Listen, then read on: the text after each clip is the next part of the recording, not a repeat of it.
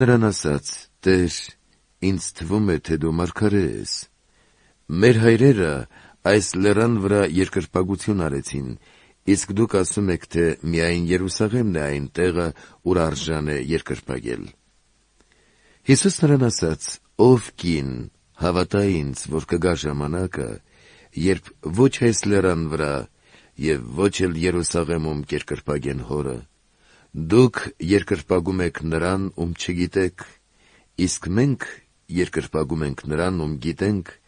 որովհետև փրկությունը հրեաներից է։ Բայց կգա ժամանակը, և արդեն իսկ եկել է,